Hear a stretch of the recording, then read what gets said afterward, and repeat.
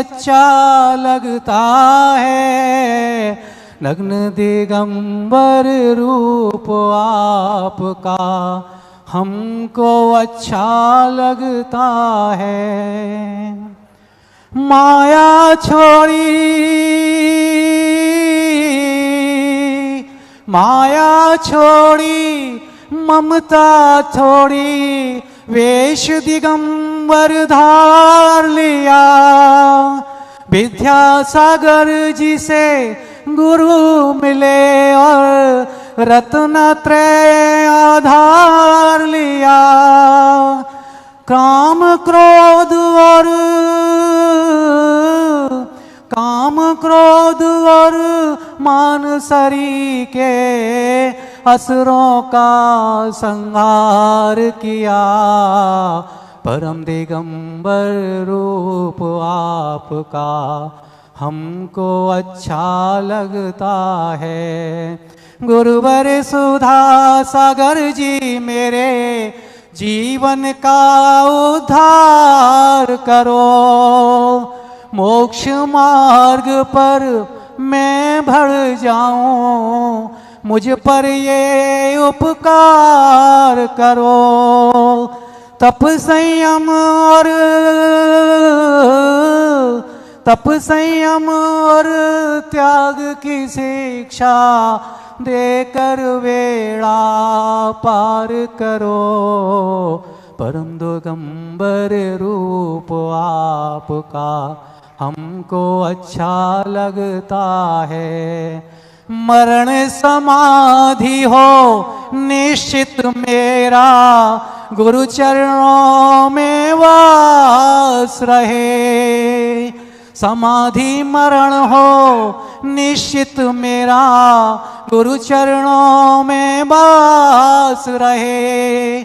16 कारण भाव न भाऊं, पीछी कमंडल पास रहे। ळमोकार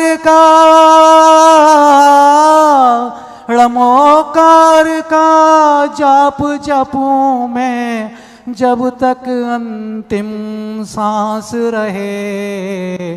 परम दिगंबर रूप आपका हमको अच्छा लगता है। इस झूठे संसार में गुरुवर यही सच्चा लगता है। नमोस्तु महाराज जी, नमोस्तु महाराज जी। तालियों के साथ अनुमोदना। आज हमारे मध्य अनेक प्रमुख व्यक्तित्व पधारे हुए हैं। कुंडलपुर कमेटी भी है, संतोष जी सिंघई साहब भी हैं, भंडारी जी भी हैं और अनेक लोग हैं। सभी का सम्मान करेंगे, लेकिन प्रवचनों के बाद, क्योंकि अब समय हो चुका है प्रवचनों का, और पूज्य श्री से अनुरोध करेंगे अपनी अमृतमय वाणी से हम सभी को अनुग्रहित करें। जय श्री ओम नमः सिद्धेभ्यः, जय श्री ओम नमः सिद्धेभ्यः। सर्वमंगल मांगल्यं सर्वकल्याणकारकं, प्रधानं सर्वधर्माणां, जैनं जयतु शासनम्।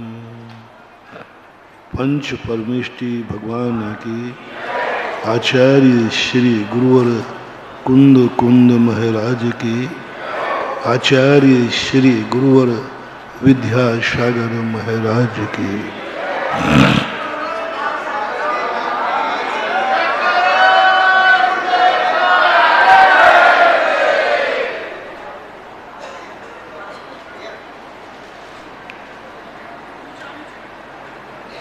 बुरी वस्तु, बुरे विचार, बुरे लोग सर्वथा त्याज्य होते हैं। उनको तो अपनी जिंदगी में आने ही नहीं देना चाहिए, क्योंकि बुरे विचार जितने आएंगे हमारा मन बुरा होगा, हमारी आत्मा बुरी होगी, हमारा सब कुछ गंदा हो जाएगा। बुरे लोगों की संगति करेंगे तो भी उनका तो कुछ भी नहीं बिगड़ना, हम ही गंदे हो जाएंगे। उज्जवर कुंद कुंद स्वामी ने लिखा, जिन लोगों को कभी अपने आप की फीलिंग हो कि हम उच्च वर्णीय हैं, फीलिंग हो कि हमारे विचार अच्छे हैं, स्वयं को, दूसरे को नहीं कह रहा हूं, दूसरे की नहीं कह रहा हूं, स्वयं की वाचा, स्वयं के लिए कभी फीलिंग हो कि मैं अच्छा आदमी हूं, मेरा मन बहुत अच्छा है, दूसरे की नहीं कह रहा हूं। दूसरे लोग बेईमानी से, लोभ से, भय से गंदे आदमी को भी अच्छा कह सकते हैं। दूसरे की आंखें चूक सकती हैं हमें परखने में, चूक सकती है। दूसरे की आंखें कई बार चोखे को अपन लोग खोटा कह देते हैं, बहुत खोटा आदमी है, और वो चोखा निकलता है। कई बार खोटे को हम चोखा मान लेते हैं और चोखे को खोटा मान लेते हैं, क्योंकि दूसरे की परीक्षा करना बहुत कठिन है। दूसरे को अच्छा बुरा पहचानना बहुत कठिन है, बहुत कठिन। धोखे खा जाते ना, आप लोग भी धोखे खाते हो। किसी को अच्छा मानकर तुम उसको पैसा दे देते हो, उधार दे देते हो, दोस्त बना लेते हो, यहाँ तक कि रिश्तेदार बना लेते हो, तो भी वे धोखा दे जाते। और किसी की क्या कहूँ, बाप बेटे को धोखा दे जाता है और बेटा बाप को धोखा देता है, क्योंकि हम नहीं परख पा रहे हैं, दूसरे को नहीं समझ पा रहे हैं। लेकिन एक बहुत बड़ी सूत्र तुम्हें दे रहा हूं, तुम स्वयं सबसे बड़े पारखी बनो अपने आप के। उज्जवर कुंद कुंद भगवान ने कहा, दूसरे की परख पर यदि तुम अपना निर्णय करोगे, बहुत बड़ा धोखा खाओगे। जैसे मैंने कहा ना उस दिन पहले कि तुम परख रहे हो, हम तुम्हारी परख पर, तुम लोग हम महाराज लोगों को चलते फिरते सिद्ध मानते हो, पूजा में पढ़ते हो कि नहीं? चलते फिरते सिद्धों सब चरणों में शीश मानते हो कि नहीं? पक्का मानते हो? ऊपर से मान रहे हो कि अंदर से? क्या पता तुम्हारा आंटी बांध के बांध रहे हो तो अंदर से मानते हैं, ऐसे नहीं। आप ऐसा मत करो। हम लोग जब किसी महाराज को, आचार्य को भगवान कहते हैं तो अंदर से बोलते हैं, मायाचारी नहीं कहते, बिल्कुल पक्का है। लेकिन हमने कितना बड़ा 3 दिन पहले निर्णय सुनाया था, तुम्हारी इन सबके कहने पर, और एक नहीं लाखों गवाह खड़ा कर दूंगा, और लिखित में प्रमाण है। पूजा में लिखा कि नहीं? कब से लिखा है? हजारों साल से इतिहास है। और कितने लोग बोल रहे हैं? अब तो पक्का है ना। अरे गवाह पे तो लोग सारे, सुप्रीम कोर्ट टिकाए, सारे फैसले गवाह पे हो जाते। और हमारे तो इतने सारे गवाह हैं, आज से मैं यहाँ लिखवाता हूँ, आई एम सिद्ध परमेष्ठी।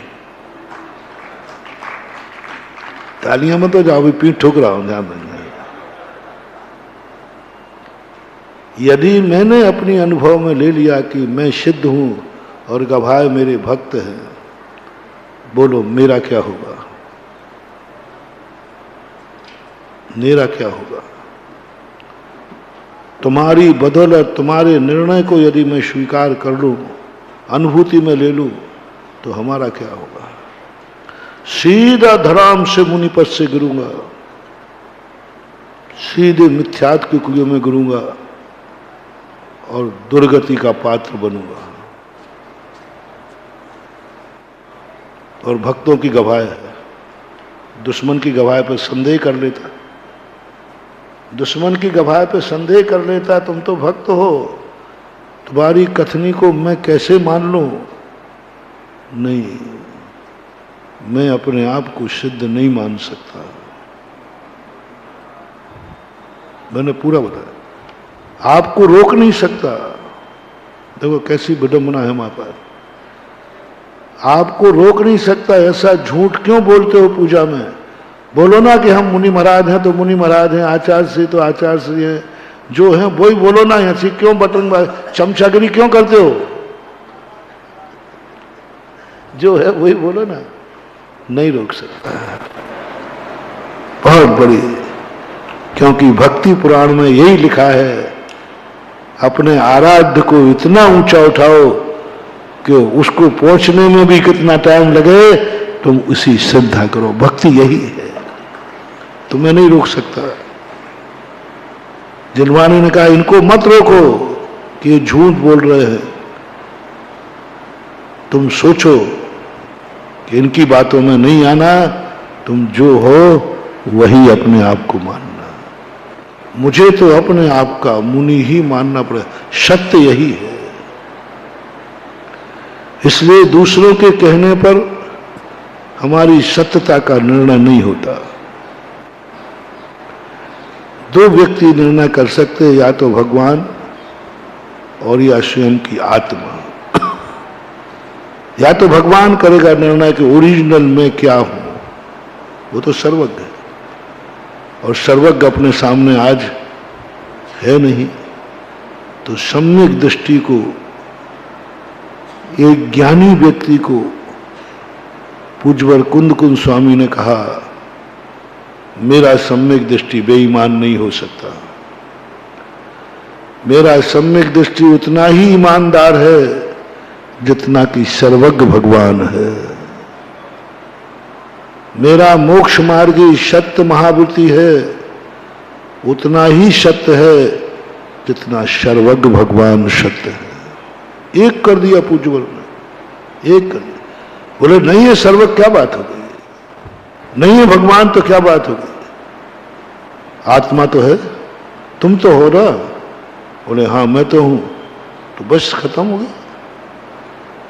तुम हो, सर्वज्ञ नहीं है, क्या फर्क पड़ता? हाँ दोनों ही नहीं होते तो घाटा था। सर्वज्ञ भगवान आज नहीं है, लेकिन अपन स्वयं है कि नहीं? बोलो आप लोग हो कि नहीं? मैं भी हूं। बस कुंद कुंद भगवान कहते हैं, अपनी छाती पे हाथ रख और बोल तू कौन है। अपनी छाती, किसी दूसरे को दिखाने के लिए नहीं, दूसरे को दिखाने के लिए नहीं, अपन स्वयं हाथ छाती पे हाथ रख के पूछ तू कौन है। बोल तेरा मन कैसा है। दुनिया को हम धूल झोंक देंगे, हमारे मन में क्या चल रहा है क्या तुम बता सकोगे? तुम्हारे मन में क्या चल रहा है हम क्या बता सकेंगे? कोई नहीं बता सकता। किसके मन में यहां क्या क्या चल रहा है, कितने भी निकट का व्यक्ति क्यों ना हो, कितना भी निकट का विश्वसनीय व्यक्ति क्यों ना हो, लेकिन हम उसके मन की बात नहीं बता सकते। बेटा भी क्यों ना हो, बाप भी क्यों ना हो, गुरु भी क्यों ना हो, चेला भी क्यों ना हो, कौन बताए कि इसके मन में क्या चल रहा है? कुंद कुंद स्वामी ने कहा बेईमानी हो सकती है, इसलिए उन्होंने पहले सम्यक दृष्टि बनाया। सम्यक दृष्टि का अर्थ यह नहीं है कि हम दुनिया को अच्छी दृष्टि से देखें, दुनिया हमें अच्छी तरह दिखे, कौन सज्जन है कौन दुर्जन है, कौन खोटा है कौन चोखा है, इसके लिए सम्यक दृष्टि नहीं होता। सम्यक दृष्टि का वास्तविक अर्थ है कुंद कुंद स्वामी के कि तुम्हारी सम्यक दृष्टि होने के बाद खोजो कि तुम्हारा मन अच्छा है कि खोटा है। अपन सम्यक दर्शन को अधिकतम लगाते हैं तो कहा सम्यक दर्शन का अर्थ है देखो भगवान चोखा है कि नहीं, सच्चे देव को पहचानो, क्योंकि सम्यक दृष्टि का लक्षण है वो खोटे देव को नहीं मानता। सच्चे देव को पहचानो, सच्चे गुरु को पहचानो, सच्चे शास्त्र को पहचानो। ये प्राइमरी कक्षा के लिए है, प्राइमरी कक्षा के लिए है कि आ लिख करके बाजू में अनार भी बनाओ, अनार का। कुंद कुंद का साहित्य पढ़ने के बाद, उनकी वाणी को पढ़ने के बाद गजब गजब किया भगवान, क्या सूत्र निकाला। अपन यही लगे कि सम्यक दृष्टि है, हम खोटे देव को नहीं मानेंगे। मर जाओ तुम तो भी तुम चोखे का दावा नहीं ठोक सकते। हम क्या दावा किया है? हम सच्चे देव को ही मानेंगे। बोलो आपका नियम है कि नहीं? खोटे देव को नहीं मानेंगे, नियम है कि नहीं है?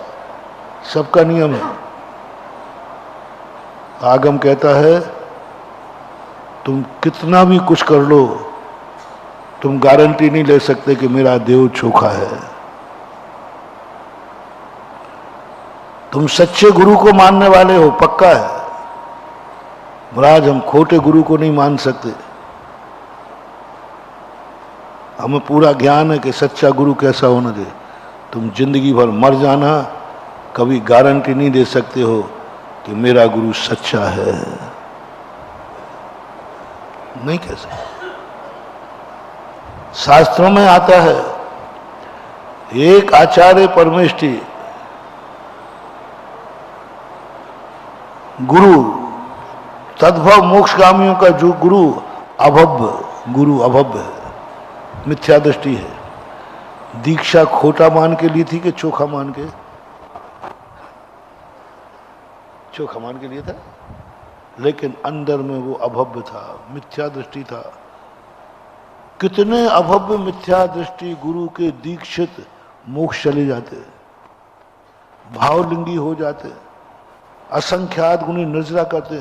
पूरा शिष्य समुदाय भावलिंगी और कोई को मोक्ष प्राप्त कर रहे हैं, और उसका गुरु खोटा है।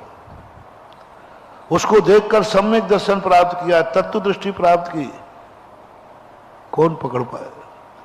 जब समोषण में गए, जब कहा सब शिष्यों ने गुरुदेव समोषण आया है, चलो अपन महावीर स्वामी का दर्शन करने का मन हो रहा है। तो गुरु कहता है नहीं नहीं, क्या करोगे? जो महाराज भगवान सुनाएंगे वो मैं ही सुना देता हूं।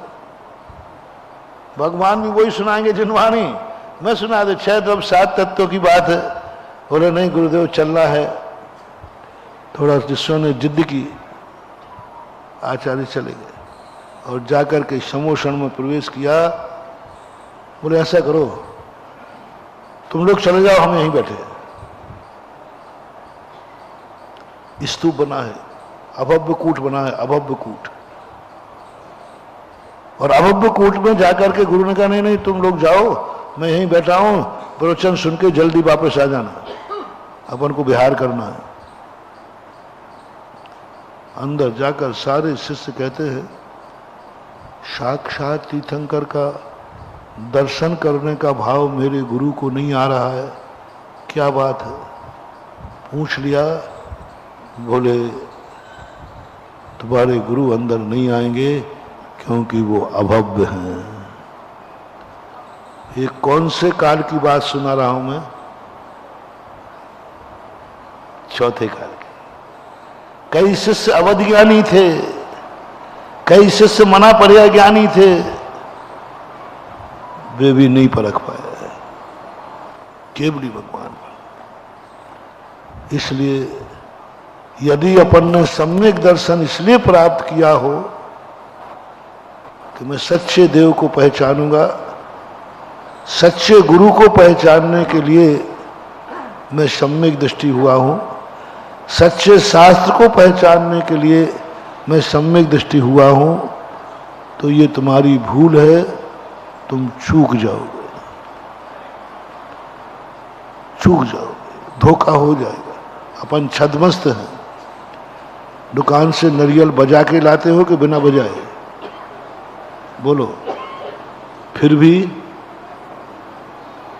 भी खोटा निकल सकता। सच्चे मार्ग पर चलते हैं फिर भी भटक सकते हो। भूख मिटाने के लिए रोटी खाते हो, वह रोटी तुम्हें नुकसान कर सकती है। कुछ भी हो सकता है दुनिया में। कुंद स्वामी ने कहा, तुम्हारी यदि सम्यक दृष्टि हो गई हो तो लो, तुम खुद अपनी सम्यक दृष्टि की परीक्षा करो। मेरे से मत पूछो कि मैं सम्यक दृष्टि हूं कि नहीं। मैं तो सबको सम्यक दृष्टि मानता हूं।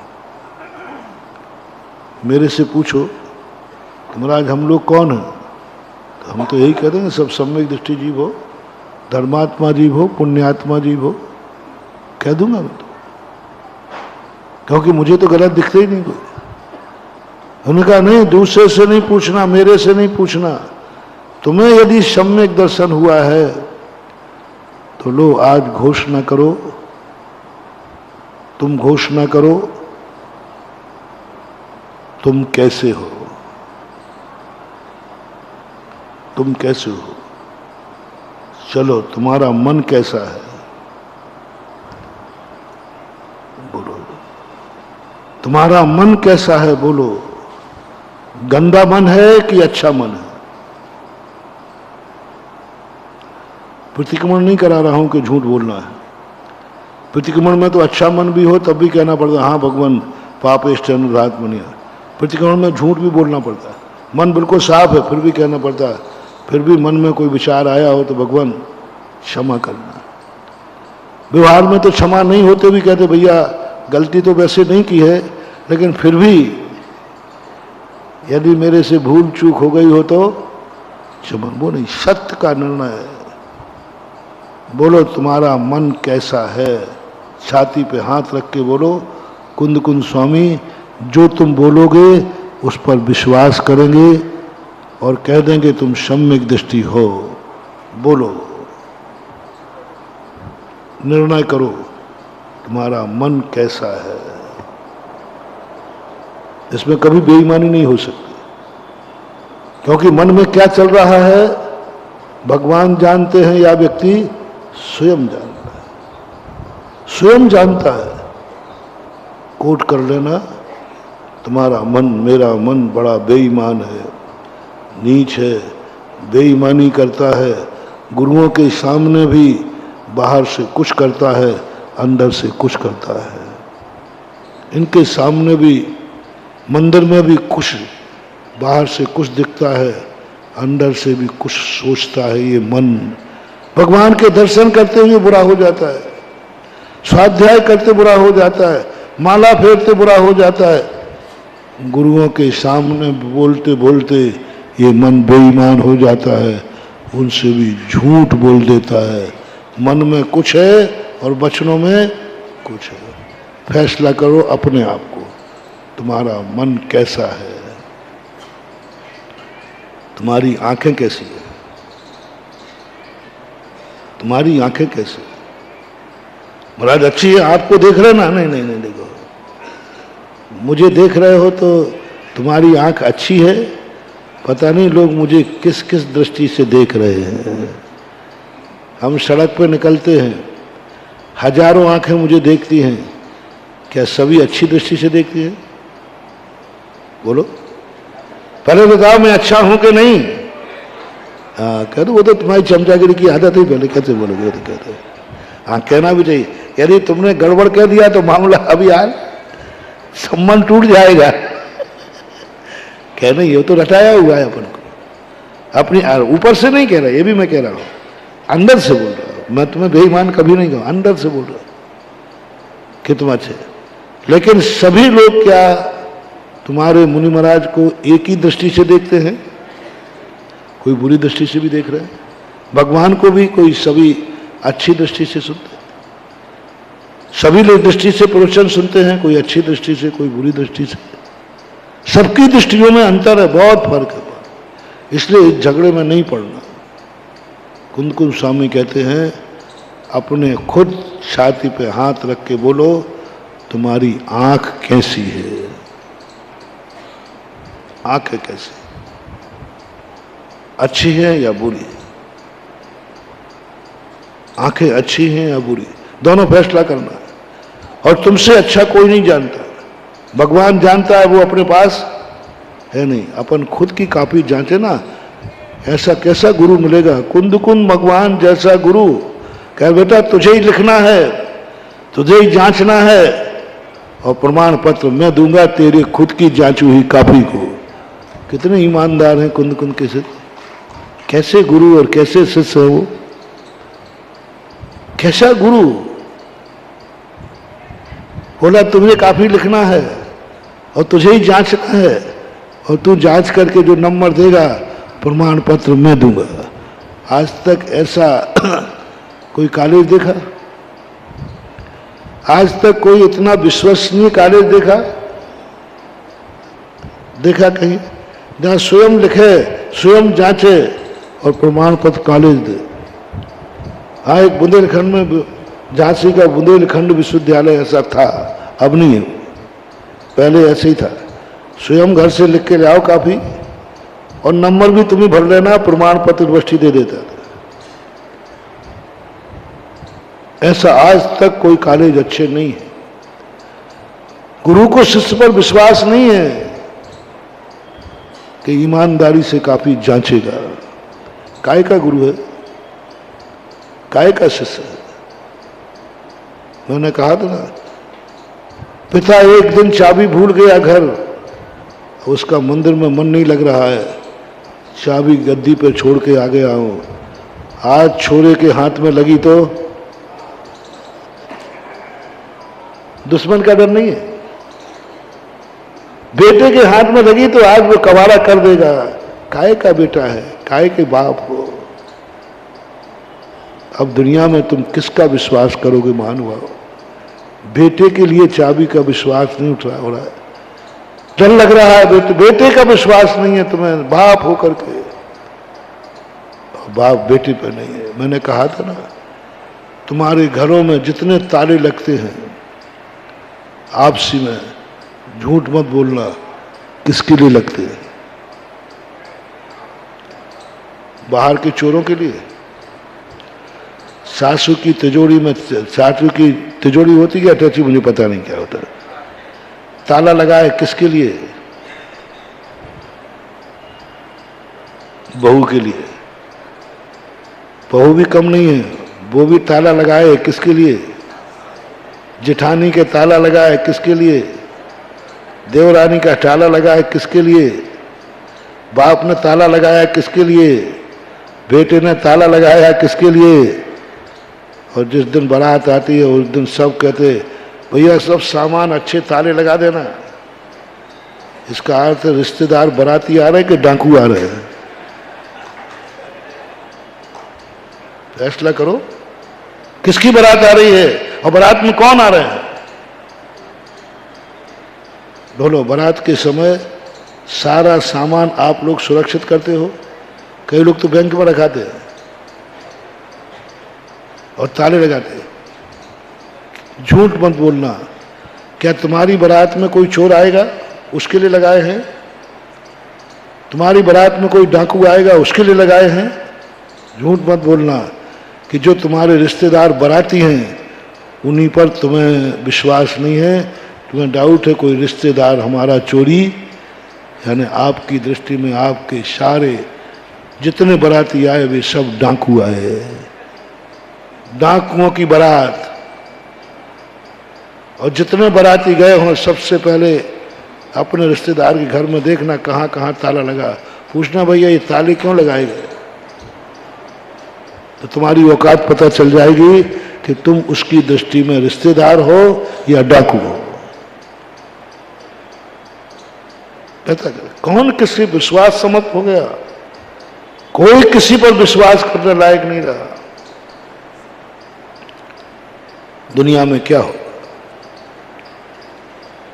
गुरु शिष्य पर विश्वास नहीं, शिष्य का गुरु पर विश्वास है, मालिक का नौकर पर विश्वास नहीं और नौकर का मालिक है। दुनिया में शांति का वो कुंद कुंद भगवान का गजब। उनकी भगवान इतना विश्वास, बोले हाँ मेरा सम्यक दृष्टि कभी बेईमान नहीं होगा, मेरा सम्यक दृष्टि, कुंद कुंद का सम्यक दृष्टि, कुंद कुंद भगवान का चेला, कुंद कुंद भगवान का मुनि, कुंद कुंद की चर्या पालन करने वाला, कुंद कुंद का दावा है बेईमान नहीं होगा, जैन दर्शन का दावा है।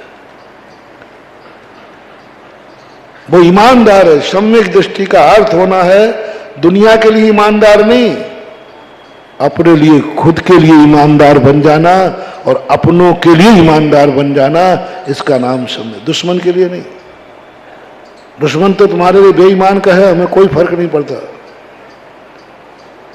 तुम्हारा व्यक्ति तुम्हें क्या मान रहा है, तुम्हारे व्यक्ति की दृष्टि में तुम क्या हो, जो तुम्हारे घर के हैं उनकी दृष्टि में आप क्या हो, पहली तैयारी आप करो। कुलाचार, अभी धर्माचार नहीं, कुलाचार करिए आप। पहले, सबसे पहले आप अपने परिवार की दृष्टि में आप क्या हैं, इसकी तैयारी शुरू करो। होमवर्क है, लगा दो, बरसों लगा देना महानुभाव। सबसे पहले जिनके बीच में तुम रहते हो, जिसको तुम अपना कहते हो, उसकी दृष्टि में तुम क्या हो। तुम अपने पिताजी की दृष्टि में क्या हो, पूछो उनसे, जानने का प्रयास करो। तुम्हें वो क्या मानते हैं, ओरिजिनलिटी क्या है तुम्हारी। मम्मी पापा कभी चुपचाप सुनना, आहट नहीं करना, वो अपना बदल देंगे, क्योंकि मम्मी पापा सबसे ज्यादा मुंह देखी करते हैं, सबसे ज्यादा मुंह देखी करेंगे वो। बिल्कुल अकेले में जब मम्मी पापा बैठे हों और दोनों कह रहे हों अपन ने कितना पुण्य किया है, कितना पुण्य किया है कि हमें ऐसा बेटा मिला है, जहां देखो उसकी प्रशंसा हो रही है। मैंने जिंदगी में कभी सम्मान नहीं पाया, इस बेटे की बदौलत जहां निकलता हूं वहीं लोग हाथ जोड़ने लगे। बस ये शब्द यदि तुम्हारे पिता के मुख से कभी सुन लो, सामने मत कहलवाना, वो सामने तो सवार कह देगा। कभी अकेले, कभी वो अपने दोस्तों के साथ, कभी बाजार में कह रहा हो मैं अपनी जिंदगी को इतना भाग्यशाली नहीं मानता हूं, लेकिन मैं जिस बेटे का बाप हूं मुझे उस पर गर्व है। क्या आप पर आपके पिताजी को गर्व है? अंदर की बात पूछना। इसी प्रकार पिता को अपने बेटे की दृष्टि में तुम क्या हो, क्या उसको गर्व है? ऐसे ही तुम्हारे और जो संबंध हैं, भाई भाई के संबंध, तुम अपने भाई की दृष्टि में क्या हो?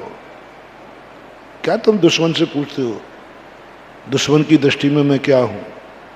मैं पूछ रहा हूं तो अपनी भाई की दृष्टि में क्या हो?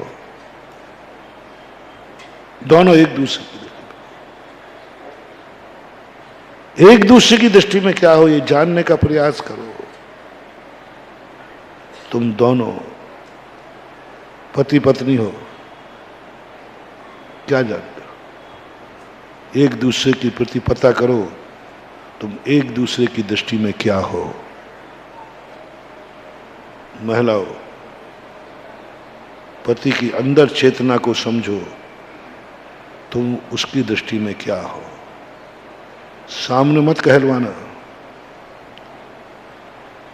सबसे ज्यादा झूठ यदि कोई बोलता है किसी से तो माँ बेटे से और पति पत्नी से झूठ बोलता है। ये आपका सर्वे है, पेपर का। पूरी जिंदगी में सबसे ज्यादा झूठ बोलती है माँ बेटे से, वो तो अच्छे के लिए बोलती है, बहुत अच्छे के लिए बोलती है, बेटे के उद्धार के लिए बोलती है, कोई चीज मांगता है, कहता बाबा ले गया, अच्छी। लेकिन पति पत्नी के सामने जितना झूठ बोलता है, बहुत बेईमान होता है, बहुत झूठ बोलता है। इसलिए ये तो मुंह देखे तो बहुत अच्छा बोल देगा। पुरुष लोगों, आप अपनी जिंदगी में बस इतना जान लो कि पत्नी की दृष्टि में आप क्या हैं। दुनिया की दृष्टि में नहीं पूछा। दुनिया तो तुम्हें राम मानती है, पत्नी क्या मानती है? अंदर की बात है, अंदर की चेतना की बात है। कभी परीक्षा कर लेना। कोई साक्षात तुम्हारे संबंध में कोई अपवाद कर दे कि तुम्हारा पति वहां पर था, उसके साथ था, फोटो दिखा देवे और पत्नी कहते कुछ भी दिखा दो, आकाश के तारे जमीन पे आ जाएं तो आ जाएं, लेकिन मेरा पति ऐसा हो ही नहीं सकता, मेरा पति मेरा राम है। अंदर की बात कह रहा हूं, ऊपर से तो हमें सब मालूम है। अंदर चेतना से आत्मा की पर्याय बनाओ विश्वास की। विश्वास अंदर, अपनी छाती पे हाथ रख के बोलो तुम्हारा पति कैसा है तुम्हारी दृष्टि में। अंदर की बात है और आपको यह जानना है। और ऐसे ही आपको भी जानना है कि आप पति की दृष्टि में क्या हैं, ऊपर से नहीं। ऊपर से तो ये चमचागिरी करके जानता है, जोरू का गुलाम है ना, तुझे खुश रखेगा क्योंकि नहीं रोटियां कौन देगा। अंदर से पूछो कि तुम्हारी दृष्टि में मैं क्या हूं, अंतर्दृष्टि से। 6 महीने रावण के पास रहने के बाद रामचंद्र जी ने क्या कहा, लक्ष्मण भैया ने क्या कहा, क्या गजब। ये रामायण पढ़ी नहीं जाती है, रामायण समझी जाती हैं। क्या गजब की चीज। जब सीता जी आई, युद्ध को विजय प्राप्त हुआ, तो लक्ष्मण और रामचंद्र जी को विभीषण को भेजा कि जाओ लंका वालों, हमारी पत्नी को हम लेने नहीं जाएंगे, तुम लोगों का क्या कर्तव्य है बताओ। सम्मान के साथ पूरी लंका सम्मान के साथ सीता के पास गई, क्षमा याचना की और सम्मान के साथ देने आए। तब जाकर रामचंद्र ने कहा अग्नि की तैयारी करो। लक्ष्मण कहता भैया मैं आपका भाई हूं, आज तक आपके साथ था, भाभी की परीक्षा लेने की बात, पहले आपको मेरे से युद्ध करना पड़ेगा। मुझे मारे बिना आप सीता के ऊपर उंगली नहीं उठा सकते हो, संदेह नहीं कर सकते हो। परीक्षा का अर्थ क्या है भैया? आप संदेह कर रहे हैं, आप संदेह कर रहे हैं। लक्ष्मण धनुष बाण उठा लिए, युद्ध होगा। आप ऐसे नहीं कर सकते हैं मेरे जीते जी, पहले युद्ध होगा, आप मुझे मारिए तब कहीं एक संभव है। गजब का संवाद हुआ और लक्ष्मण विरोध में खड़ा हो गया धनुष बाण लेकर के। किसके प्रति? राम के। युद्ध करूंगा, युद्ध। ओहो कैसा देवर था। रामचंद्र जी मुस्कुराते हैं, लक्ष्मण तू मुझे क्या समझता है, मैं विदेही के प्रति संदेह में हूं? नहीं, मैंने एक रहस्य तेरे से छुपा के रखा था, क्योंकि मुझे मालूम था कि सब कुछ हो सकता है। तो ओरिजिनल तो सीता मैं अग्नि को सौंप के गया था, अग्निदेव को, और नकली सीता ये लेके गया था। वैष्णव दर्शन में है, ये नकली सीता है, ये असली नहीं है रे लक्ष्मण, ये तेरी भाभी नहीं है, ये तो नकली है। रावण ने जो अपहरण किया है वो तो नकली थी, डुप्लीकेट विक्रिया थी। मैं अग्नि परीक्षा सीता की लेने के लिए नहीं कह रहा हूं, मैं अग्नि से ओरिजिनल सीता लेने की कह रहा हूं। झगड़ा शांत हो गया, विश्वास की बात कह रहा हूं।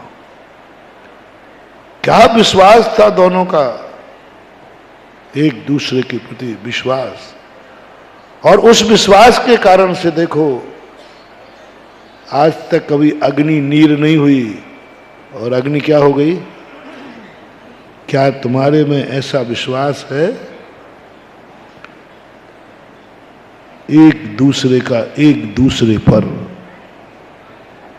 घर में किसका विश्वास है?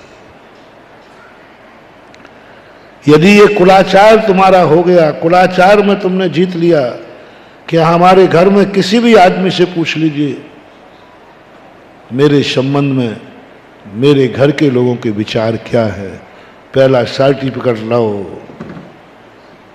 धर्म की कॉलेज में एडमिशन लेने के लिए, गुरु को विश्वास बना दिलाने के लिए, भगवान का विश्वास जीतने के लिए, जिनवानी का विश्वास जीतने के लिए पहले मुझे घर का सर्टिफिकेट दिखाओ। क्या घर के लोग तुम्हें कैसा मानते हैं? उसके लिए 1 साल लगे, 2 साल लगे, जीवन भर लग जाए, लगा दो। और यदि ये तुमने जीत लिया तो आज तक तो कोई जीत नहीं पाया, कोई नहीं जीत पाया, क्योंकि सब हम एक दूसरे से पूछ रहे हैं, एक दूसरे से पूछ रहे हैं। तुम अपने खुद से बताओ, अब बेटे से मत पूछना, नहीं पूछ पाओगे। मैंने प्रयास तो यही किया कि तुम सब एक दूसरे से पूछो, लेकिन वो सही नहीं बताएंगे, क्योंकि सही बताते ही झगड़ा हो जाएगा, सही बताते ही झगड़ा हो जाएगा। पति पत्नी दोनों अपने अंदर की सही बात बता दें तो बोलो क्या होगा? थोड़ा शेयर करो ना मुझे।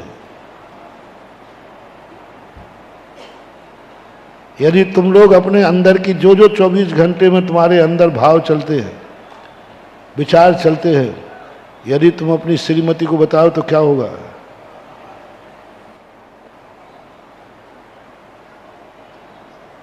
महाराज जी आप बेफालतू बातें मत छेड़ो, भ्रांति से गृहस्थी निकल रही है, ये भी कोई कम थोड़ी है। ये यदि अपने अंदर की बात बता दें तो तुम तुरंत कहो तलाक देने पहुंच जाओ। अरे तू ऐसे, यदि ये बता दें कि मेरे मन में ऐसा भाव आया था, ऐसे परिणाम हुए थे, तो तुम फटाक से तलाक लेकर बैठ जाओ, तो वो नहीं बताएगी अंदर की, तुम भी नहीं बताओगे, कोई नहीं बताएगा। अब अपन कुंद कुंद स्वामी महाराज की दृष्टि में आ जाएं, अपनी छाती पे हाथ रख के बोलो, क्या तुम ईमानदार पिता हो? बेटे से मत पूछना, क्योंकि वो तो झूठ बोलेगा, क्योंकि अभी हाल कुछ बोल देगा थप्पड़ और बढ़ जाएगा, और ज़्यादा बोल दिया तो वसीयत से वंचित रह जाएगा। जैसे कुंद कुंद स्वामी कहते हैं पूज्यवर, एक दूसरे पे मत छोड़ो, ये सब बेईमानी हो जाएगी और पता चलेगा कि ये तो सब बेईमान थे, सब अच्छे गए। अब कुंद कुंद स्वामी का बहुत बड़े, एक ही आचार्य महाराज आध्यात्मवेत्ता जो हैं, अध्यात्म सभी आचार्यों ने ही कहा, लेकिन चारों अनुयोग में एक द्रव्यान योग के ऐसा कथन है जो कहता है दूसरे से मत पूछो, दूसरों की बातों पर विश्वास मत करो, दूसरा तुम्हें क्या मानता है इस पे विश्वास करके मत जियो, तुम्हारा विनाश हो जाएगा। दूसरा तुम्हें जो मान रहा है वही तुम अपने आप को मत मानो, तुम्हारा पतन हो जाएगा। जैसे हमने प्रवचन में प्रारंभ में कहा था, भक्तों की बातों में मत आओ, भक्त तुम्हें क्या मानते हैं। जो भक्त मानते हैं, यदि तुमने वही अपने आप को मान लिया तो तुम्हारा मुनि पद का नाश हो जाएगा। भक्त लोग जो जो मुनि को मानते हैं, यदि वैसा ही मैं मान लूं तुम्हारे ऊपर विश्वास करके, तो मैंने पहले ही कहा था मेरे मुनि पद का नाश हो जाएगा। जैसे क्या कहा था, आप लोग कहते चलते फिरते सिद्धों सम शरणों में, और यदि मैंने मान लिया अपने आप को सिद्ध, सीधा मिथ्यात्व बन जाऊंगा, विनाशी विनाश है। कुंद कुंद भगवान कहते हैं इस चक्कर में मत पड़ो, तुम्हारी जिंदगी की डायरी दूसरे से मत पढ़वाओ, तुम्हारी जिंदगी की डायरी दूसरे से मत पढ़वाओ, तुम्हारा मन तुम्हारा विकल्प दूसरों से मत पढ़वाओ। तुम यदि मेरे भक्त हो, मेरा थर्मामीटर तुम्हारे है, और मेरे करे अनुसार यदि तुम्हारी आत्मा की सम्यक दर्शन पर्याय बनी है, कुंद कुंद का सम्यक दर्शन, समंतभद्र महाराज का सम्यक दर्शन सच्चे देव सच्चे साथ सच्चे गुरु की पहचान कराता है। चरणानुयोग का सम्यक दर्शन, चरणानुयोग का सम्यक दर्शन स्वयं का परीक्षण नहीं कराता, वो कराता है सच्चे देव साथ गुरु की पहचान कराता। और द्रव्यान युग का सम्यक दर्शन जो है, वो देव साथ गुरु की पहचान नहीं कराता, वो स्वयं की पहचान कराता है, स्वयं की पहचान कराता है। सम कुंद कुंद भगवान कहते मुझे विश्वास है, तू खुद अपनी छाती पे हाथ रख के बोल, क्या तू ईमानदार पिता है? छाती पे हाथ रख के बोल कि तू ईमानदार बेटा है, क्या पुत्रत्व तेरे में है? छाती पे हाथ रख के बोल कि तू ईमानदार पति है। तू खुद बोल। कुंद कुंद स्वामी कहते कोई नहीं बोलेगा, हम किसी की बात पर विश्वास नहीं करते, तू बोल तेरे मन में, तेरे मन में क्या है, तू बोल अच्छा पति है क्या, तू कैसा पति है। हमें कोई गवाही की जरूरत नहीं है, मुझे अपने सम्यक दृष्टि पर विश्वास है, वो कभी झूठ नहीं बोलता। कुंद कुंद का सम्यक दृष्टि है ही नहीं, वहां झूठ बोलने का सवाल ही नहीं। चरणानुयोग में आ जाएगा। द्रव्यानुयोग कभी झूठ बोलने की बात ही नहीं करता। अपनी दृष्टि से पूछो, क्या सही मायने में मुनि से पूछा गया, गुरु की दृष्टि में तुम कैसे हो?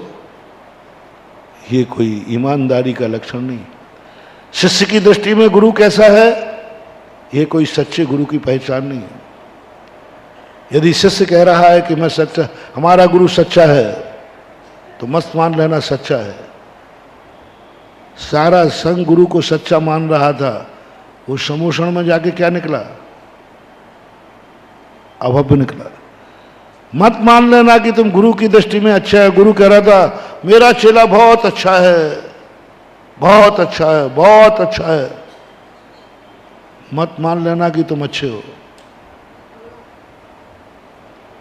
गुरु महाराज भी, कितने अच्छे गुरु महाराज होंगे, अभव्य को दीक्षा दे देते हैं, पहचान नहीं पाते, मिथ्या दृष्टि को दीक्षा दे देते।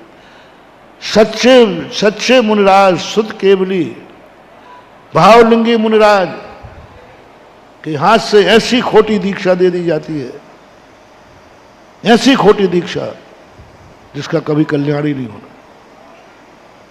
अभव्य को दीक्षा दे दी एक तद्भव मोक्षगामी जीव आचार्य ने। नहीं परख पाए कि अभव्य है, नहीं परख पाए कि मिथ्या दृष्टि है, नहीं परख पाए कि खोटा है, नहीं परख पाए। गुरु में कितनी ताकत है, अंदर की बात नहीं परख, खोट हो सकती। समंतभद्र महाराज कहते हैं बस मुझे दुनिया में, कुंद कुंद भगवान कहते हैं मुझे दुनिया में दो ही ईमानदार हैं, एक तो सर्वज्ञ भगवान और एक मेरा सम्यक दृष्टि। मेरा सम्यक दृष्टि, मेरा सम्यक दृष्टि ईमानदार है और भगवान ईमानदार हैं, वो आज अपने पास है नहीं। अब कौन बचा? सम्यक दृष्टि। आप कुंद कुंद स्वामी के अनुसार सम्यक दृष्टि हैं तो बोलो आप कैसे हैं? आप कैसे? ऊपर से नहीं बोल रहा, अंदर से बोलना मत, क्योंकि तुम मालूम है तुम यहां झूठ ही बोलोगे। या तो थोड़ा सा लिहाजा रखो तो कह महाराज हम तो सब पापी बैठे हैं, ये कह दो कि तुम, और या ये कह दो महाराज आपको दिख नहीं रहा हम लोग कितने अच्छे लोग हैं। दो बोलो, दोनों झूठ है। अंदर से पूछो क्या तुम सम्यक दृष्टि हो? अंदर से पूछो, बताओ क्या तुम अच्छे आदमी हो? पूछो अपने आप को। तत्व चिंतन का अर्थ क्या होता है रे महानुभाव? ये मालाएं भालाएं फेरना ये तो सब बाल बोध हैं। ये स्वाध्याय करना ये सब बाल बोध है, मन रमाने के लिए। ये तीन लोग की बातें जानना, सृष्टि में क्या है, कहाँ कर्म है, कहाँ सब, ये तो मन लगाने के लिए बातें हैं। काय के लिए मालूम है? समय बिताने के लिए करना है कुछ काम। क्या? शुरू करो अंताक्षरी लेके प्रभु का नाम। वे तो सब उसके लिए। ये स्वाध्याय कर रहे काय के लिए? क्या करें बैठे बैठे? यहाँ वहाँ की बातें करेंगे।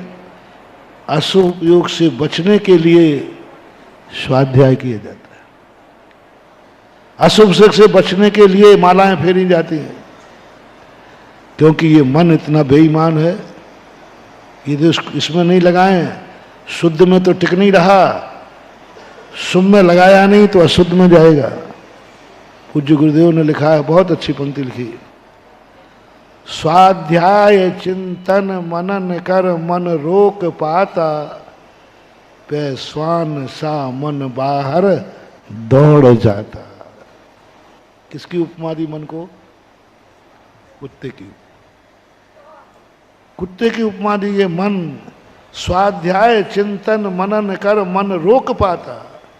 स्वाध्याय करके चिंतन करके मनन को जैसे तैसे रोकता हूं, और थोड़ा ही सा मौका मिलता है तो क्या करता है? पैस्वान सा मन बाहर दौड़ जाता। गजब की पंक्ति बंधु, इसमें घबराने की जरूरत नहीं, ओरिजिनलिटी है।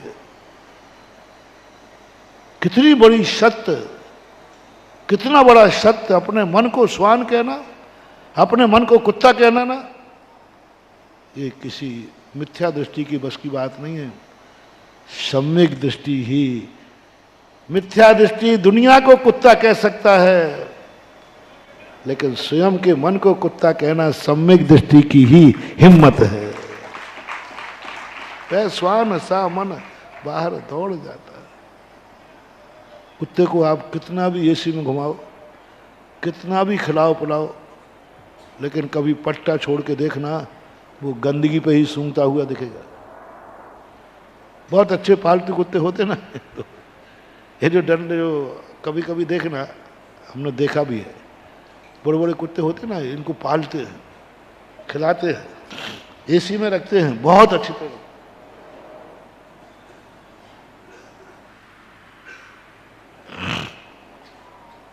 ले घुमाने ले जाते ना, तो वो घूरा आता ना, वहां सूंघता फिरता है। कितना भी करो उसको गंदगी मिलेगी। तो गिद्ध उड़े कितना ऊंचा भी, नभ पर कभी विचार किया, सदा जमी पर पड़े मांस के टुकड़े से प्यार किया। गिद्ध सबसे ऊंचा उठता है, लेकिन उसकी दृष्टि कहाँ रहती है? सड़े हुए मांस को ढूंढता है। ये मन ऐसा ही है, मान बहुत बेईमान। ये सब चिंतन के लिए, मन को रोकने के लिए स्वाध्याय चिंतन मालाएं जब करना चाहिए, करता हूं, करते ही रहना है। क्योंकि मन नहीं तो बाहर दौड़ेगा, दौड़ेगा मन बाहर, गलत करेगा, अशुभ करेगा, पाप बंद करेगा, दुर्गति में जाएगा। इसलिए सब करना है, छोड़ना इसको नहीं है। बात समझने की है, छोड़ने की नहीं। द्रव्यान योग बढ़ने वालों ने यही तो गलती की थी, कंजाइस्ट यही तो गलती कर गया कि समय सार जैसी वस्तुएं समझने की थी, व्यवहार हे है, उसने छोड़ दिया। समझना था व्यवहार को, उसने छोड़ दिया। मन को समझना है, मन को त्यागना नहीं है। इंद्रियों को समझना है, इंद्रियों को फोड़ना नहीं है। समझना है कि ये व्यवहार है, सत्यार्थ है, अभूतार्थ है, समझना है, छोड़ना नहीं है। समझना अलग चीज है और छोड़ना अलग चीज है। कितनी चीजें हैं जो समझी जाती हैं, छोड़ी नहीं जाती, छोड़ी नहीं जाती, समझी जाती। भोजन बनाना कष्टदायी है, व्यवहार कष्टदायी है, समझो, लेकिन कष्टदायी है, छोड़ मत देना। बोले महाराज जब आप खुद कह रहे हो व्यवहार में सुख था नहीं, है नहीं, होगा नहीं। जो व्यवहार में सुख मानता है वो बहुत बड़ी भूल कर रहा है। व्यवहार में कभी सुख नहीं था, व्यवहार में कष्ट ही कष्ट हैं, व्यवहार में रिक्स ही रिक्स है। तो फिर महाराज व्यवहार छोड़ देना चाहिए? नहीं, छोड़ना नहीं। भूतार्थ अभूतार्थ है, असत्यार्थ है, समझो, छोड़ना नहीं। फॉर एग्जाम्पल, रोटी बनाना सुख का कारण है कि दुख का कारण? बनाने में है? रोटी बनाने में सुख है कि दुख है? बनाने में कह रहा हूं दुख है। रिक्स कितनी है? हाथ जल सकता है, सिलेंडर फूट सकता है, आग लग सकती है। इतनी रिक्स है रोटी बनाने में, और बनाने में कष्ट है। महाराज जी जिसमें कष्ट है, रिक्स है, उस चीज को छोड़ देना चाहिए। चलो, आज से आगरा के अंदर सुनो रे कंजाइस्टो, व्यवहार हे है, असत्यार्थ है, छोड़ना नहीं। पहले मेरे उदाहरण को अपनाओ। आज के बाद कोई भोजन बनाएगा नहीं, बना हुआ खाएंगे नहीं, और फिर दिन रात खाओ, डकार लेके खाओ। बनाना नहीं और बना हुआ, क्योंकि किसी ने बनाया, हमने कष्ट उठाया है, दूसरे ने उठाया, कष्ट तो बड़ा। कष्ट से बनी हुई चीज खाने लायक नहीं। कोई भी बनाएगा कष्ट तो, कोई भी बनाएगा रिक्स तो है। ऐसे कष्टों से बना हुआ भोजन क्या खाने योग्य है? नहीं खाना चाहिए। तो आज अपन वो भोजन करेंगे। मैं अभी शामिल नहीं हो रहा हूं, तुमसे कह रहा हूं। पहले एक दिन तुम करो, बाद में मैं सोचूंगा। कोई पूछे भोजन करने के, पूछे बोले किसी ने ये बनाया तो नहीं है? बना हुए भोजन का आज मैंने त्याग किया है। कल्प वृक्ष यहां है नहीं, देवता तुम हो नहीं कि अमृत झर जाए। अब कहां से आएगा भोजन? स्वर्गों से आएगा। टिफिन लग के जैसे भगवान को आता था, हाँ तुम्हें आएगा टिफिन। महानुभाव, व्यवहार को कष्टदायी था, है और रहेगा, लेकिन त्याज्य नहीं है। जैसे भोजन बनाना कष्टदायी है, लेकिन त्याज्य नहीं है, छोड़ने योग्य नहीं है। भोजन छोड़ा नहीं जाता, बनाना छोड़ा नहीं जाता, कष्ट है, लेकिन छोड़ना नहीं। बिना बनाए बिना भोजन के बनाने के कष्ट उठाए बिना खाने का आनंद नहीं आता। आनंद तो खाने ही में है। समझना, आनंद किस में है? खाने। लेकिन वो खाने का आनंद कब आएगा? जब भोजन बनाने का कष्ट उठाए। बस दिस आल्सो निश्चय व्यवहार। आनंद तो निश्चय में ही है, बहुत आनंद मानो, लेकिन व्यवहार का कष्ट उठाए बिना आनंद कल्पना मात्र है। व्यवहार कष्टदायी है लेकिन त्याज्य नहीं है, क्योंकि निश्चय का आनंद व्यवहार से ही आएगा। हेतु नियत को हुई, या नियत यानी निश्चय का जो हेतु है, कारण है, ऐसे व्यवहार को कष्टदायी मानकर ने छोड़ दिया। सबने छोड़ दिया, जैसे मैंने कल कहा था। एक भूल की उन्होंने, अध्यात्म पढ़ करके भूल नहीं की। अध्यात्म में जो जो चीजें उन्होंने विभाव कही, जो जो उन्होंने असत्यार्थ कहा, उन लोगों ने उठा करके सब छोड़ते गए। व्रत नियम भी उन्होंने विभाव कहे। व्रत नियम हमारे आत्मा का स्वभाव नहीं है, ये तो साधन है, ये तो साधन है। ये मुनि व्रत साधन है, साध्य नहीं है। 28 मुंह साधन है, उनका साधन है। साधन तो विभाव है, विभाव है तो छोड़ो। बस ये भूल की है। लोग पूछते हैं कंड्यायी लोग, महाराज जी हमारी गलती बताओ क्या है। आप लोग हमारे लिए बहुत बुरा कहते हैं, हमारी गलती बताओ क्या है। हमने समय सार पढ़ लिया, ये गलती है क्या? मैंने कही नहीं। हम स्वाध्याय करते हैं, ये गलती है? मैंने कही नहीं। सबसे बड़ी गलती तुम्हारी है, समय सार में जिन जिन चीजों को विभाव बताया था, असत्यार्थ बताया था, उनको तुमने छोड़ दिया। ये सबसे बड़ी भूल है। छोड़ना नहीं है, समझना है। कितनी चीजें हैं जो समझने के बाद छोड़ी जाती हैं, कितनी चीजें हैं जो मां समझी जाती हैं, छोड़ी नहीं जाती, समझी जाती। जैसे हमारा मुनि पद है, इसको समझो, ये मेरा साध्य नहीं है, साध्य तो मेरा सिद्ध परमेष्टि पद है। साध्य समझो, मुनि पद साधन नहीं। इसी में संतुष्ट नहीं होना है, रास्ते को ही मंजिल नहीं मानना। ये रास्ता है, सम्यक दर्शन ज्ञान चारित्र भी ये मार्ग है, मंजिल नहीं है। समझो, मंजिल नहीं है, मार्ग है, समझो। लेकिन मार्ग को छोड़ो मत, विभाव है। महाराज जी जो कल छूटेंगे तो छोड़ दो ना। छूटना अलग चीज है और छोड़ना अलग चीज है। पाप छोड़े जाते हैं, व्यवहार छोड़ा नहीं जाता है, व्यवहार छूट जाता है। मुनि पद छोड़ा नहीं जाता है, महाव्रत छोड़े नहीं जाते हैं, छूट जाते हैं। कोई ज्यादा नहीं। तो महाराज जो चीज छोड़नी है, आपने सब कह दिया। व्यवहार एक दिन छूटेगा, मुनि व्रत एक दिन छूटेंगे, ये नियम धर्म एक दिन छूटेंगे। तो छोड़ना ही है तो फिर ग्रहण क्यों करना? दो बातें ध्यान रखना। ये 2 पॉइंट इनके बड़े जबरदस्त हैं, जिसके कारण से ये बहिष्कृत है, जिसके कारण ये निश्चाभासी है, जिसके कारण से ये निंदनीय है। 2 बातें। एक और जो जो कष्टदायी है उसको छोड़ो, ये भूल वो कर रहे हैं, आपको नहीं करना। दूसरा वो कहते हैं कि जिस चीज को कल छोड़ना है उसे ग्रहण क्यों करना? व्यवहार छूटेगा, ग्रहण क्यों करना? नियम छूटेंगे, फिर क्यों करना? एक दिन जाकर के सब छूट जाएंगे तो फिर ग्रहण क्यों करना? ये मूर्खता वो करते हैं। फॉर एग्जाम्पल,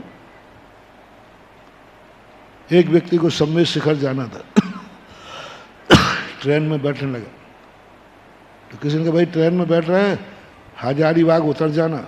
हजारीबाग आ गया, नहीं हजारी नहीं, पारसनाथ उतरो। तो वो कहता है मैंने बैठने का टिकट लिया था, उतरने का नहीं। बैठने का टिकट लिया था, उतरने का नहीं। कहाँ लिखा है इसमें उतरने का? मैं तो नहीं उतरूंगा। जाना कहाँ है? बोले शिखर जी। अब बोलो, बिना ट्रेन से उतरने करने वाला शिखर जी पहुंचेगा? और ट्रेन थोड़ी देर खड़ी हुई धनबाद के पास, कलकत्ता के पास। इंजन जो उस तरफ लगा था वो इस तरफ लगा और लौट करके आगरा आ गया। बोले कहाँ गए थे शिखर जी? बोले गए क्यों नहीं, ये तो ट्रेन से उतार रहा था। जब हमने शिखर जी का टिकट लिया था, ये तो कह रहा उतरो आप। अब ऐसे मूर्ख को कैसे समझाए? ये है व्यवहारी लोग। व्यवहारी लोग जिसको पकड़ लिया, अब छोड़ना नहीं। बैठने का टिकट लिया है, घूमते रहते। तो दूसरे व्यक्ति ने कहा ये बात है, अच्छा रहा मैं गाड़ी में बैठे ही नहीं। और स्टेशन पे खड़ा है आगरा की, बोले मैं वो ट्रेन, मैं तो शिखर जी जाना है उसको पक्का है, तो गाड़ी में बैठो। नहीं, पहले बताओ उतरना तो नहीं पड़ेगा? जब गाड़ी से उतरना है तो बैठना, सीधा सा सवाल है कि नहीं? उतरना है तो बैठना क्यों, और बैठना है तो उतरना क्यों? अब ऐसे पागल व्यक्ति को, आगरा के व्यक्ति को समझाओ भाई, मैं तो नहीं समझा पा रहा हूं। और स्टेशन पे खड़ा है, मैं नहीं बैठूंगा, क्योंकि जब उतरना ही है तो बैठना क्यों? और शिखर जी की वंदना करना है उसको, कौन कराएगा? कौन कराएगा? कोई नहीं करा सकता, क्योंकि शिखर जी की यात्रा के लिए बैठना भी है, और बल्कि बैठना कितना रिक्सी था, खिड़की में से रूमाल डालते हो।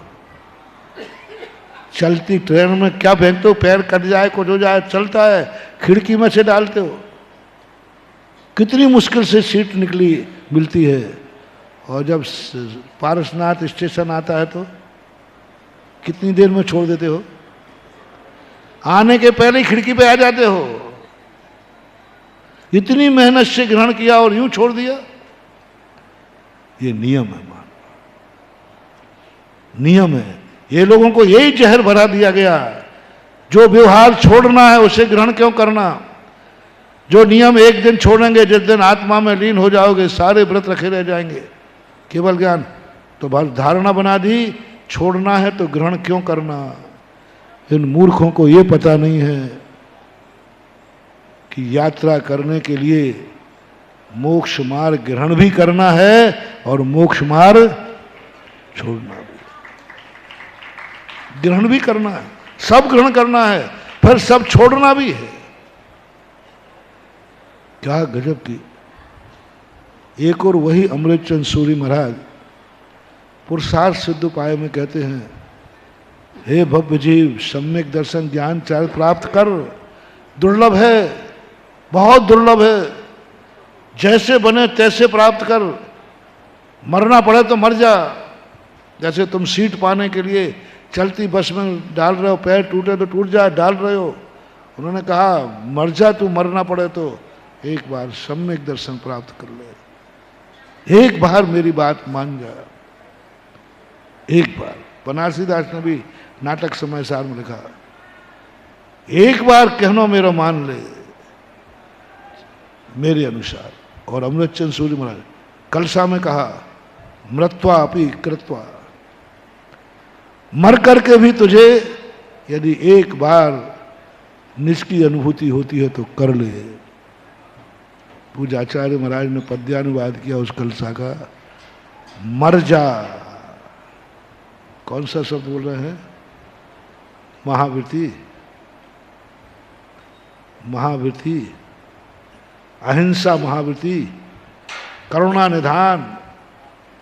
एक चींटी को भी बचाने के लिए झुक जाते हैं। जब ये शब्द सुनकर मैंने कहा भगवान, ये शब्द आपको शोभा नहीं देता। क्या कह रहे, मर जा। अरे मुनियों के मुख से तो जियो और जीने दो निकलना चाहिए, कह रहे तू मर जा। इससे ज्यादा और क्या होगा? जब कोई तुम कहते हो काम करने की, तो शाम में मर जाता। अरे मर जाता, लेकिन काम तो ऐसे ही हमारे आचार्य महाराज लोग भी कितना मूल्यवान है। ये कहते मर जा पर तू निजानुभव कर, घड़ी घड़ी मत रच तन में। मर जा, मरना पड़े तो। आखिरी चुनौती है। अपना मुंह खराब कर लिया, लेकिन कहा कोई बात नहीं, मर जा, मरना पड़े तो एक बार वो तत्व दृष्टि प्राप्त कर ले, एक बार। इतनी मेहनत से सम्यक दर्शन प्राप्त करा रहे हैं, उसके बदले में मरने की बात कह रहे हैं। रत्नत्रय तो और दुर्लभ से दुर्लभतम है। और उसी बात को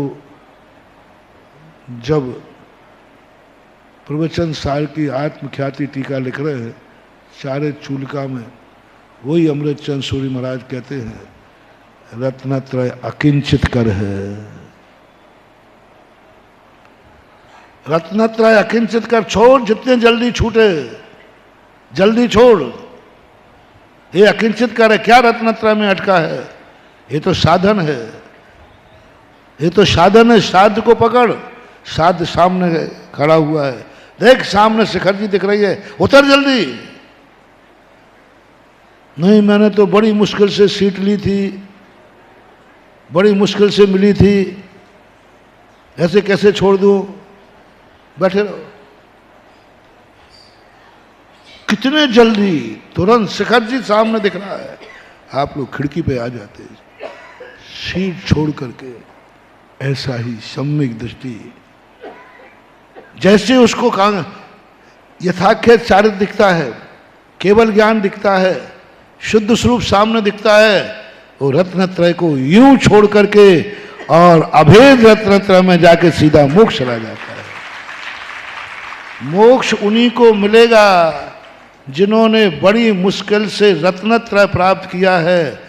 जब तक रत्नत्रय है मोक्ष नहीं, और मोक्ष मिलेगा तो रत्नत्रय नहीं, रत्नत्रय छूटेगा, ये मुनि पर छूटेगा, जिसको कितनी मेहनत से प्राप्त किया है, कितनी मेहनत से प्राप्त किया है। ये भगवान छूटेंगे, गुरु छूटेंगे, ये नमोकार मन छूटेगा, जो कितना दुर्लभता से मिला है। जो जो चीजें तुम्हारे लिए मिली हैं वे एक दिन छूटेंगी, छोड़ना पड़ेगा या छूट जाएंगी, पर आज नहीं। ऐसा मत करना कि ये छूट नहीं है रत्नत्रय, तो फिर रत्नत्रय ग्रहण क्यों करूं? जब मुनि पर छूट नहीं है तो मुनि क्यों बनूं? जब ये नियम धर्म छूट नहीं है तो नियम क्यों लूं? जब एक दिन पूजा पाठ छूट नहीं है तो पूजा का नियम क्यों लूं? ये पढ़ाया इन लोगों ने। बोले मालूम, पूजा पाठ करना धर्म नहीं है। बोले कैसे नहीं साहब? बोले देखो, धर्म होता तो मुनि महाराज करते कि नहीं? अब मुनि महाराज की पूजा पाठ छूट गया छूट गया कि नहीं? कोई मुनिराज अभिषेक पूजन नहीं करते।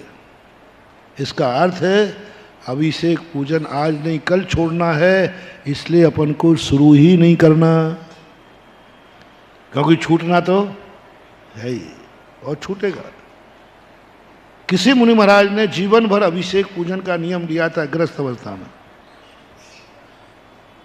क्यों बाबू, संतोष बाबू, तेरा अभिषेक पूजन का नियम है कि नहीं? संतोष बोलो ना, जोर से बोलो ना। है? बाहर बाहर की छूट होगी। पहले नियम है कि नहीं, करते हो कि नहीं? पक्का? कितने दिन के लिए लिया है? जोर से बोलो। कब तक के लिए लिया है? कब तक के लिए बोलो? लेते समय क्या चल रहा? जीवन भर का है नहीं? और काश यदि मुनि बन गए तो फिर उस नियम का क्या होगा? भ्रष्ट कहेंगे।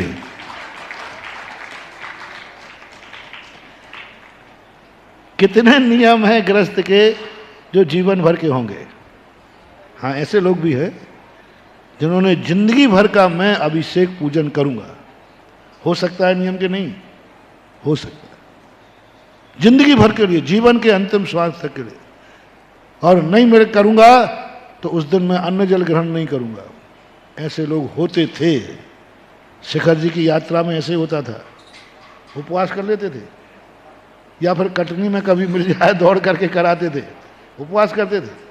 ऐसे नियम थे कि नहीं मिले एक दिन भगवान का दर्शन पूजन तो उपवास कर लेंगे, और जीवन भर के लिए नियम लिया है। बाद में यदि वो मुनि बन गया तो नहीं, मैं मुनि नहीं बनूंगा, क्योंकि मेरे पहले पूछ लेना महाराज से कि महाराज जी पहले आप मुनि बनने का मेरा भाव है कि नहीं?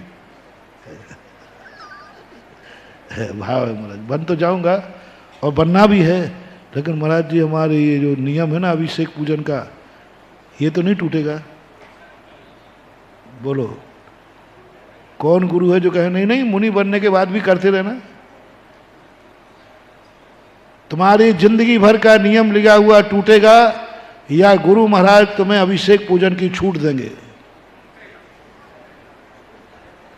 नियम तोड़वाए या छूट दिलाए? हाँ, फिर पानी भरने भी जाना, क्या मजा आएगा। पीछे बगल में रहना, गुंडी सिर पर रहना, वीडियो बनाना रहे इसकी। कोई पाप के लिए नहीं, पीने के लिए नहीं कह रहा हूं, खाने पीने के लिए नहीं कह रहा हूं।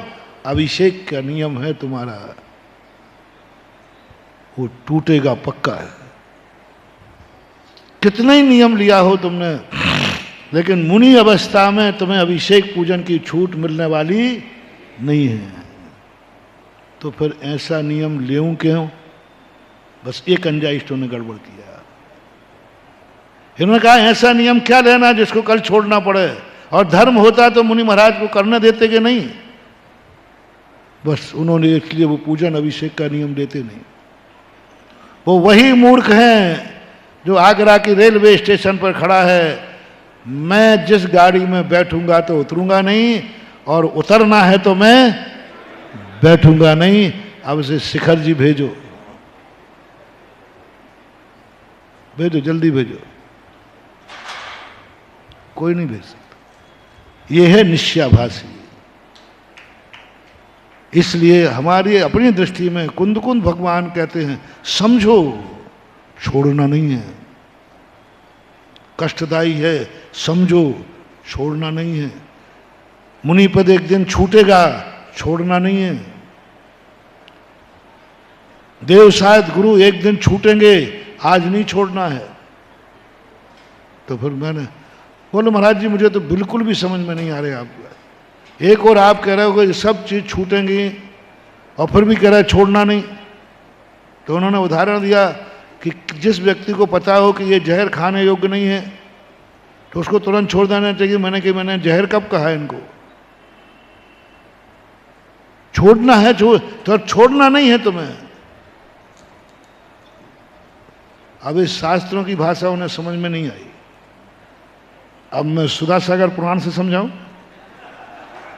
हाँ, दो पुराण हैं। एक तो पूज्य गुरुओं के पुराण हैं, इनसे व्यक्ति कोई समझ जाता है तो कोई बात नहीं। फिर सुधा सागर पुराण जिस दिन उठा लेता हूं, अच्छों को समझ में आ जाता है। आप देखो, सुधा सागर पुराण से एक बात सुनाता हूं, मैंने सुनाई उनको। मैंने कहा अब सुधा सागर पुराण सुनो। तुम्हें कल मरना है कि नहीं? जल्दी बोलो। सबको मरना है कि नहीं? तो आज ही मर जाओ ना।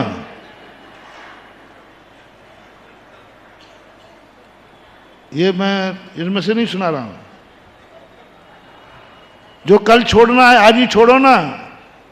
कल ये सब छूटेगा, परिवार घर छूटेगा कि नहीं? तो आज ही छोड़ो ना। 5 मिनट के अंदर पसीना आएगा उनको। मैंने कि बोलो ये मकान जायदाद सब छूटेगी कि नहीं? बोले छूटेगी। तो आज ही छोड़ो ना। ये परिवार छूटेगा, आज ही छोड़ो ना। कल तो मरना ही है, आज ही मरो ना। कल तो मरना ही है, आज ही मरो ना। तो महाराज ये तो बहुत बड़ा पाप हो जाएगा। कल मरना है तो आज ही मरूंगे तो आत्महत्या आएगी। मैंने कही ऐसे ही बेटा, कल व्यवहार छोड़ना है और आज छोड़ दिया तो ये आत्महत्या का बाप हो गया तुमने। धर्म की हत्या कर डाली तुमने। बोलो कल मरना है तो वो आज मर रहा है, ये किस में जाएगा? आत्महत्या में जाएगा। मरना तो सबको है ही, लेकिन आज ही मरूंगा तो। इसी प्रकार व्यवहार की क्रियाएं कल छूटना है, आज ही छोड़ोगे तो धर्म के हत्यारे कहलाओगे। तुम धर्म की हत्या कर रहे हो क्योंकि तुम आज छोड़ रहे हो जो कल छोड़ना पड़ेगा। एक समय आएगा सब छूटेगा, तुम आज ही छोड़ रहे हो। इसका अर्थ है तुम धर्म के हत्यारे हो। उनको ऐसे समझ में आई। भीलवाड़ा की घटना है। भीलवाड़ा के कैसे थे, उनको जब समझाया, मैंने कहा बस आप धर्म के हत्यारे हो, धर्म के हत्यारे हो। जैसे कल मरने वाला आज मरे तो आत्महत्यारा है, मैंने 3-4 बार सुनाया, उनकी नींद हराम हो गई।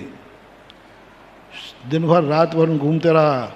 दूसरे दिन नरियल लेके आए, बोले महाराज अब मैं कल से अभिषेक पूजन करूंगा और मैं अब नियम व्रत लेता हूँ। मैंने कहा देख लो कल छोड़ना पड़ेगा। बोले कल छोड़ना पड़ेगा, आज तो नहीं ना, आज तो जीने का आनंद लो,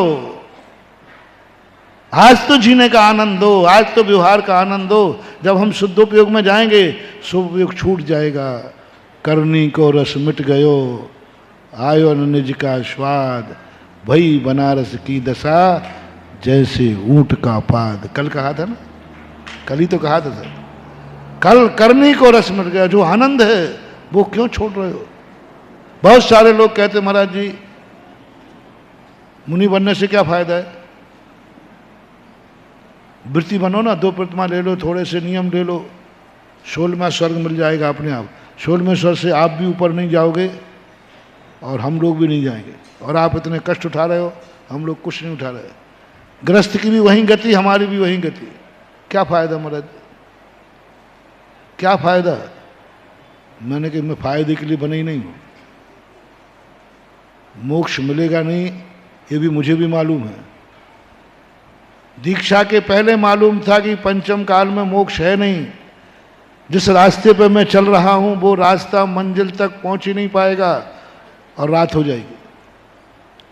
जिस रास्ते पे चल रहा हूं, चलने के पहले मालूम था कि जिस रास्ते पे चल रहा हूं मंजिल पर पहुंचने के पहले ही शाम हो जाएगी, पहुंच ही नहीं पाना। इस पंचम काल में मोक्ष है ही नहीं। फिर महाराज मुनि पद धारण करने से पागलपन है ना, हम लोग इतने पागल नहीं हैं। जो चीज ग्रस्त अवस्था से प्राप्त हो सकती है उसी चीज के लिए आप मुनि बन रहे हैं। स्वर्ग तुम्हें जाना, हमें जाना, ग्रस्त स्वर्ग भी जा सकता है। निश्चल वृतेषु सर्वेषाम, स्वर्ग ही तो मिलेगा ना। तो स्वर्ग तो ग्रस्त को भी मिल रहा है। बढ़िया खाओ पियो मजे करो, स्वर्ग का स्वर्ग मिल जाएगा। तत्वार सूत्र में आया निश्चल वृतेषु सर्वेषाम, निश्चल वाला बिना नियम वाला भी स्वर्ग जाता है। और आप भी स्वर्ग ही जाओगे, और क्या जाओगे अधिक से अधिक। मैंने कहा यही तो तुम्हारा सोच है। मैं स्वर्ग के लिए मुनि बना ही नहीं हूं। मेरा स्वर्ग दृष्टि में नहीं है। मैं स्वर्ग के लिए मुनि नहीं बना हूं, तो सिद्ध बनने के लिए बना हूं, बने हो। वो मैं बन नहीं पाऊंगा पक्का है। तो फिर काय के लिए बने हो? अरे मैंने कि सुनो रे मूर्खो, ना मैं स्वर्ग के लिए मुनि बना हूं, मोक्ष मिलना नहीं है। मुनि पद का आनंद कम है क्या? इस आनंद के लिए मुनि बना। मुनि पद का आनंद कम है। सो इंद्र नाग नरेंद्र वा अहेमेंद्र के। क्यों हम कल्पना करते हैं कि स्वर्ग मिल रहा है? तुम सबसे कम भली स्वर्ग में मिलेंगे, लेकिन अभी तुम्हें वो आनंद नहीं आ रहा है। कितने आरंभ परिग्रह से बच गया, कितने पापों से बच गया, कितना हिंसा झूठ से बच गया, कितने प्रकार के पंचेंद्रियों के विषयों से बच गया, कितने द्वंद्वों से बच गया। ये कम है क्या? ये कम है क्या? कितने जीवों की आराधना करता, उससे बच गया, ये कम है क्या? और मुनि पद का जो आनंद है, निराकुलता का, वो आनंद कम है। महानुभाव, व्रत कभी भी भविष्य की कल्पना करने के लिए मत लेना। व्रत का आनंद लेने के लिए व्रत लेना, मजा आ जाएगा। एक बार में न जाना कि पूजा से हमें क्या मिलेगा, पूजा करने से क्या मिलेगा।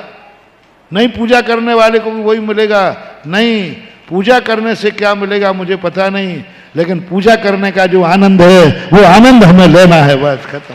पूजा का आनंद लेना है हमें। पूजा का आनंद चाहिए। पूजा से क्या मिलेगा वो हमारी कल्पना में भी नहीं।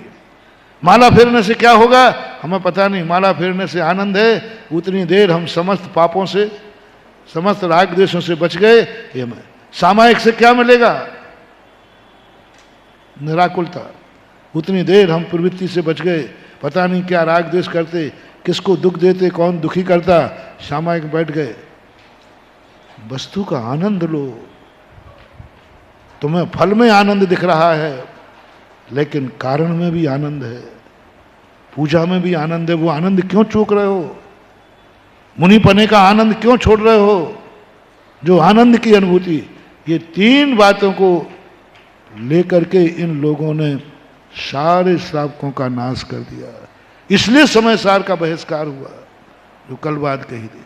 इन सबको लौटाना है तो अपन को बहुत बड़ी चीज समझना है, बहुत बड़ी चीज समझना है कि कुछ चीजें अपन ग्रहण करेंगे आनंद के लिए, कुछ चीजें ग्रहण करेंगे भविष्य को प्राप्त करने के लिए।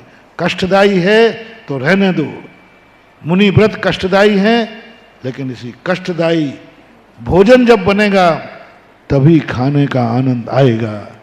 तो इस प्रकार से व्यवहार की क्रियाएं आदि को समझना अपना मूल प्रसंग चला था। हर अच्छी वस्तु ग्रहण करने लायक ही है, सो भी बात नहीं है।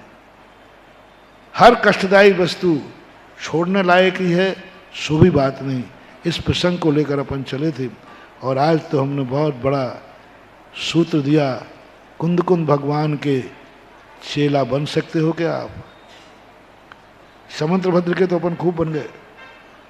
अब कुंद कुंद के कल होमवर्क है, कल तैयारी करके आना होमवर्क। और अच्छे स्कूलों में आजकल एडमिशन के लिए उनके माँ बाप का इंटरव्यू लिया जाता है। हाँ, और कुंद कुंद के कॉलेज में भर्ती करने के लिए तुम्हारे माँ बाप का, तुम्हारे परिवार का, तुम्हारे पति पत्नी का, तुम्हारे भाइयों का, सबका इंटरव्यू लिया जाएगा। सब आज कोचिंग कर लेना 24 घंटे में। अच्छे स्कूल के लिए ये जरूरी है, माँ बाप का इंटरव्यू। इसलिए आपके जिसके बीच में आप सब रहते हैं उनका भी सर्टिफिकेट लेके आना कि तुम इन सब की दृष्टि में क्या हो, और फिर तुम्हारी पढ़ाई करके आना कि हम कुंद कुंद के कॉलेज में रहेंगे। और इतने विश्वसनीय बनना है तुम्हें कि खुद ही लिखना है, खुद ही जांचना है और कुंद कुंद स्वामी का प्रमाण पत्र लेना है। इसी का नाम अध्यात्म है। महावीर भगवान है।